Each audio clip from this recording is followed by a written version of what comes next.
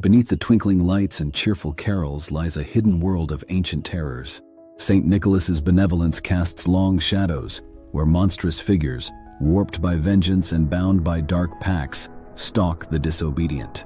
These are not myths, they are Santa's sinister enforcers, haunting Europe's snowy landscapes for centuries. Their origins are soaked in blood, magic, and divine wrath, entwined with festive cheer. Dare you uncover the terrifying truth behind these dark helpers? First of Santa's dark helpers, Père Fouettard, known as Father Whipper, is one of the most feared figures in French Christmas folklore. A dark, twisted enforcer for Saint Nicholas. First recorded in 1252, Père Fouettard embodies the terrifying consequences of misbehavior.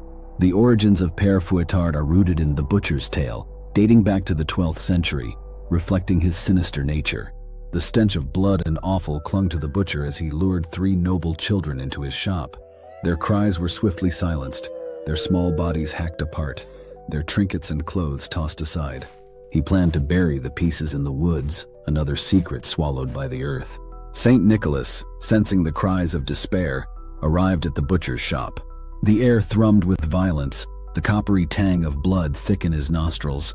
He saw the tiny severed hand beneath the butcher's block, a sapphire ring glinting on a finger far too small. With a wave of his hand and a prayer, Saint Nicholas brought the children back to life, their small bodies reformed and their cries now replaced with wonder. The butcher, cornered, snarled, raising a cleaver in his blood-slicked hand. But against the divine power of Saint Nicholas, he was nothing. Eyes blazing with righteous fury, Nicholas uttered the words of binding and transformation. The butcher's flesh crawled, his bones twisted. His cleaver clattered to the floor, replaced by a whip woven from the screams of his victims. His face stretched into a grotesque mask of fear and pain, frozen in a silent shriek. The blood staining his apron turned to soot, blackening his skin.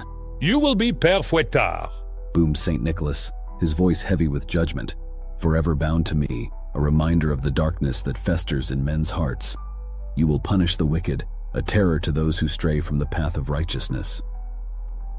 And so Père Fouettard was born. His eyes burn with the fires of hell, forever searching for the wicked. His whip slices the air like thunder, leaving welts that ooze tears of blood. He is the shadow that stretches long in winter nights, the whisper of fear in disobedient ears. He is the embodiment of punishment, the price of transgression, a reminder that even in the season of giving, darkness prevails. Père Fouettard works alongside Saint Nicholas, serving as the bad cop to Saint Nicholas's good cop. He wields a whip, a stick, or a bundle of switches, threatening the naughty. In some tales, he carries a wicker backpack to cart away those beyond redemption. Though his role has faded in some places, Père Fouettard's sinister influence never fully disappears. Modern retellings depict him as Santa's assistant, a shadowy reminder of the conditions behind holiday cheer. Père Fouettard appears during St. Nicholas Day celebrations in northeastern France, Belgium, and Switzerland. While his portrayal today may be theatrical, the dark essence of his character, a reminder of his child-snatching and whip-wielding past, remains chilling. In Nancy, Lorraine, a reenactment projects his gruesome tale on the walls of the Hôtel de Ville. Each year, crowds gather to witness the story unfold, from the butcher's crime to St. Nicholas's intervention. The scene of children being chopped and salted, illuminated against the backdrop of Nancy's city square, brings the tale to life. So extreme that even horror fans might find it more disturbing than anything in the Terrifier series. During these events, Père Fouettard marches alongside St. Nicholas, embodying the dual nature of the holiday season: joy for the kind-hearted and punishment for those who stray. For centuries, children from Lorraine feared the sight of Père Fouettard beside St. Nicholas, whip in hand, ready to deliver punishment. His presence at school visits and home encounters served as a grim warning: misbehave and face Père Fouettard's wrath. These memories remain etched in many minds, a reminder of the consequences of naughtiness. Père Fouettard endures as a dark symbol of holiday tradition, balancing the magic of Christmas with the reality of consequences. His presence is a reminder: behave or face Father Whipper. Second of Santa's dark helpers, Hans Trapp, also known as Hans von Trotha or Hans Trapp, is a feared figure in French Christmas folklore. Like Père Fouettard, Hans Trapp punishes naughty children during the holiday season. Legends say he is the spirit of a wicked man who returns at Christmas as a scarecrow, waiting to terrify his victims into behaving. His fearsome reputation originates from the real-life Hans von Trotha, a wealthy and ruthless knight born in 1450 who died in 1503. Hans von Trotha had a bitter dispute with an abbot over Berwartstein Castle, leading him to build a dam that cut off the village's water supply. When the abbot complained, Hans tore down the dam, flooding the village and leading to suffering and death. This defiance resulted in his excommunication and an imperial ban. Upon returning to France, Hans Trapp found his property confiscated, leaving him penniless. Shunned by his village, he fled to the dense forests in Germany's Palatinate region. Consumed by rage and seeking vengeance, he turned to the dark arts, delving deeper into sorcery and the occult. His isolation and hatred eventually drove him to madness, and he became obsessed with cannibalism. In his twisted state, Hans Trapp devised a plan to fulfill his horrific cravings. He disguised himself as a scarecrow, stuffing his clothing with straw and wearing tattered garments, waiting in the fields to prey upon unsuspecting victims. One fateful day, a young shepherd boy wandered through the field. Hans Trapp, seizing the opportunity, brutally killed the child, butchered the body, and prepared to consume the flesh. Before he could take his first bite, however, a bolt of lightning struck him down, said to be sent by God as divine retribution for his sins. Though killed by divine intervention, Hans Trapp's story did not end there. According to legend, he was resurrected by Saint Nicholas, not as an act of mercy, but to serve penance by assisting in the punishment of misbehaving children during the holiday season. Since then, parents in northeastern France warn their children that Hans Trapp's spirit returns each Christmas, dressed as a scarecrow to abduct the naughty. Hans' story endures as a chilling reminder of the dual nature of the holiday season: joy for the kind-hearted and punishment for those who stray. Today, Hans Trapp appears in St. Nicholas Day parades, especially in Wissembourg, Alsace, often depicted as a wild man with a sooty face or wearing a dark hood, carrying a bundle of sticks. Hans von Trotha became a local legend in the Palatinate region, where stories depict him as a robber baron and a restless spirit. In the legend of Jungfernsprung, Hans Trapp is portrayed as a fiend who tries to assault a young woman picking berries in a forest. For centuries, children from Lorraine feared the sight of Hans Trapp beside St. Nicholas, whip in hand, ready to deliver punishment. His presence at school visits and home encounters served as a grim warning: misbehave and face Hans Trapp's wrath. Third of Santa's dark helpers is none other than Knecht Ruprecht, a dark and haunting figure from German folklore. Though fearsome, Ruprecht is more benign than Père Fouettard or Hans Trapp, focusing primarily on discipline rather than cruelty or terror. For the children of Germany, the name alone is enough to make them fear being on Santa's naughty list. The festive air of Christmas swept through German villages, marking its presence not just for a day, but from early December as the season approached.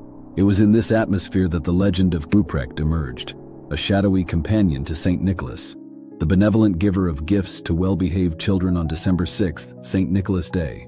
Yet, within this dance of tradition, every saint requires a shadow, and thus Ruprecht came to be, straddling the line between reality and myth, between generous helper and stern punisher.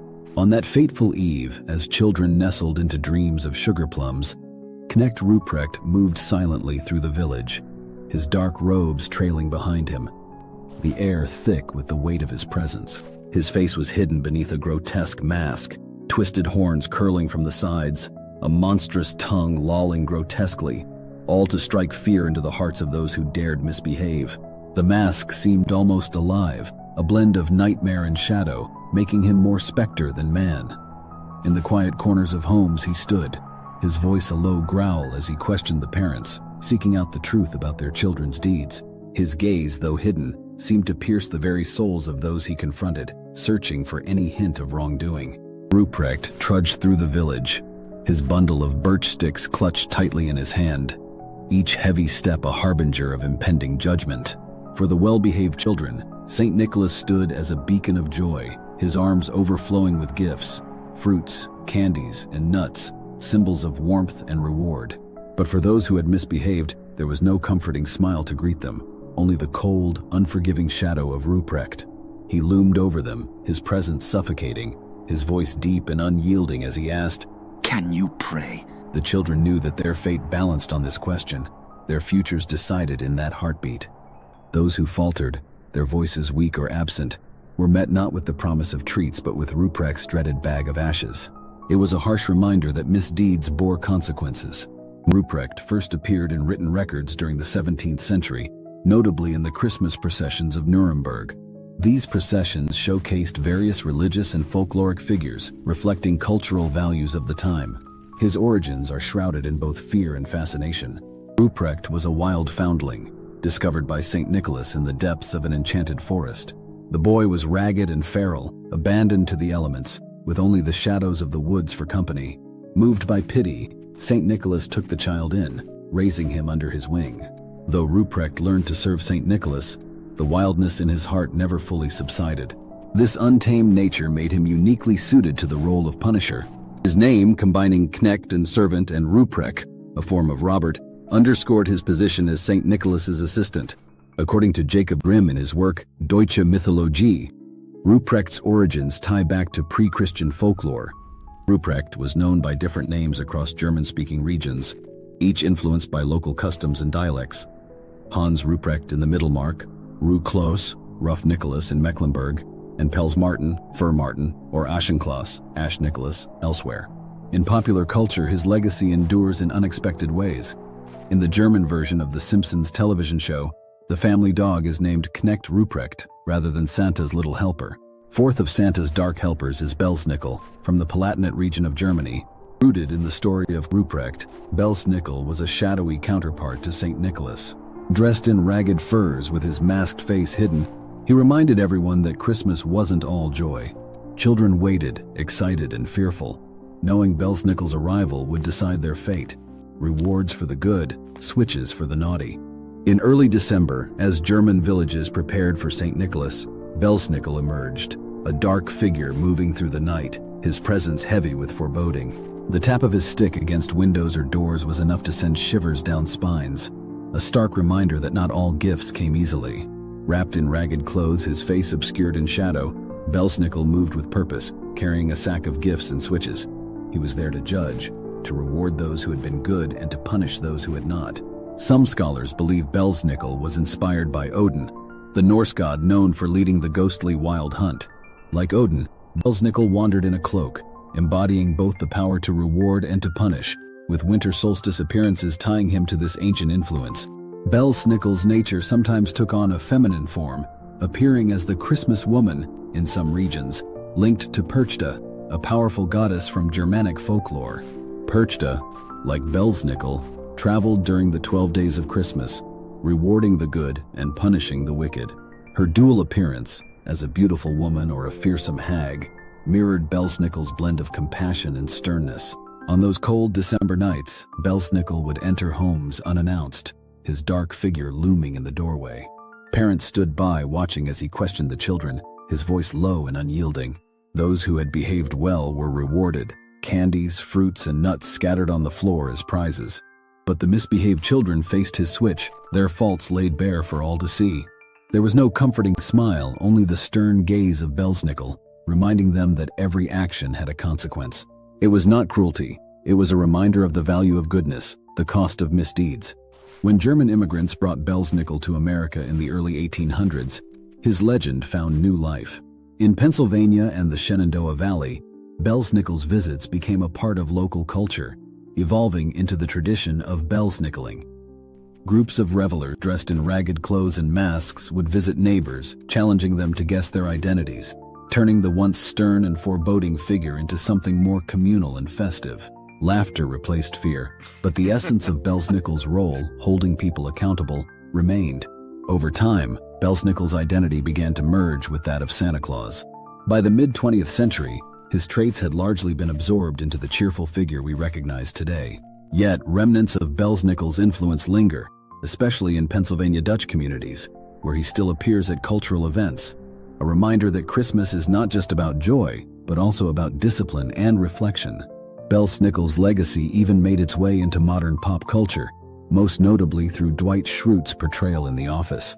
Dwight captured the unpredictable, demanding, and comical aspects of Belsnickel, reminding audiences that Christmas traditions carry deeper lessons, ones that go beyond presents and celebration. Today, Belsnickel endures as a symbol of the holiday season's duality, joy paired with accountability. His story is about striving for goodness amidst the chaos, about understanding that the holiday spirit is not just warmth and cheer, but also reflection and growth. For those who honor the tradition, Belsnickel stands as a guardian of Christmas's moral balance, ensuring the season remains a time of both cheer and introspection. Fifth of Santa's dark helpers is Krampus, the horned goat-like creature of Alpine folklore. Known as one of the most fearsome figures in Christmas tradition, Krampus stalks the Alpine regions of Austria, Germany, and northern Italy. He is the embodiment of punishment and consequences for misbehavior. He is, without question, the most terrifying of all the figures we have presented today. The legend of Krampus stretches back over 1,000 years, rooted in pre-Christian Alpine traditions. His name, from the Old High German word Krampen, meaning claw, reflects his savage nature. Krampus, a wild and untamed force, terrorized villages with his monstrous presence. His grotesque appearance added to the terror. Long pointed tongue lolling from his mouth, sharp claws and fangs ready to rend, and a basket or sack on his back for carrying away naughty children. The cries of terrified villagers echoed through the snowy streets until St. Nicholas arrived. With unwavering resolve, St. Nicholas confronted the beast. Chains rattled as he used divine power to subdue Krampus, who thrashed and roared in fury, but could not escape. The creature was bound, his strength overpowered by righteousness. Now shackled to St. Nicholas, Krampus stands as a reminder that even the darkest forces can be subdued. In some regions, Krampus still roams, visiting homes with horns glinting, eyes glowing, and his grotesque tongue hanging out. He carries a basket or sack, carrying away those deemed irredeemable. In some areas, Krampus is even accompanied by other terrifying creatures like witches or demons, adding to the spectacle. He questions, judges, and delivers swift punishment with a symbolic swat, or in some regions, harsher beatings reminiscent of older, more severe traditions, an experience that leaves a lasting impression, a reminder of the consequences of straying from goodness. Krampus now serves alongside St. Nicholas, ensuring that justice is met. Tales of Krampus have persisted, with even modern rumors adding to his mystique. It's said that Hitler, fearing the creature's power, sent soldiers to hunt him, but Krampus remained elusive, a shadow never captured. Krampusnacht, or Krampus Night, takes place on December 5th, the eve of St. Nicholas Day, and this is when Krampus truly takes center stage.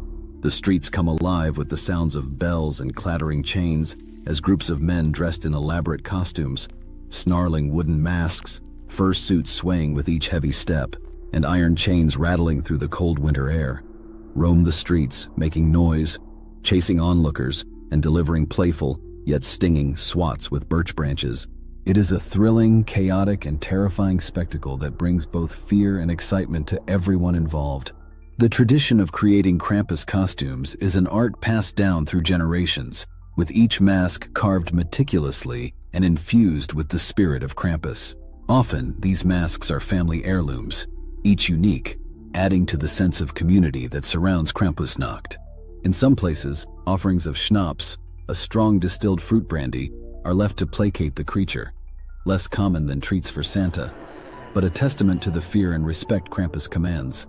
Krampus embodies the darkness that contrasts the light of the holiday season. His dark fur, curling horns, and menacing eyes remind us that the warmth of Christmas has its shadows. As St. Nicholas brings gifts to the well-behaved, Krampus serves as a stark symbol of consequence. Together, they represent the duality of the season, joy and consequence, generosity and accountability. Even today, Krampus endures in Alpine folklore, reminding us that Christmas is also about facing the consequences of our actions. Without darkness, there can be no light. Krampus Père Fouettard, Hans Trapp, Knecht Ruprecht, and Belsnickel serve as a dark mirror to the generosity of St. Nicholas.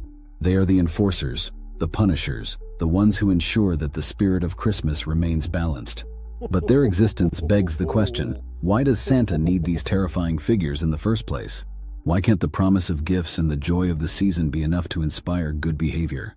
Perhaps it is a testament to the enduring power of fear, or maybe it's a recognition of the complexities of human nature, a chilling reminder that even in the midst of celebration, we must never forget the importance of accountability and the consequences of our choices. So, as you gather around the Christmas tree this year, Remember the shadows that lurk behind the twinkling lights and ask yourself, why does Santa need these evil helpers?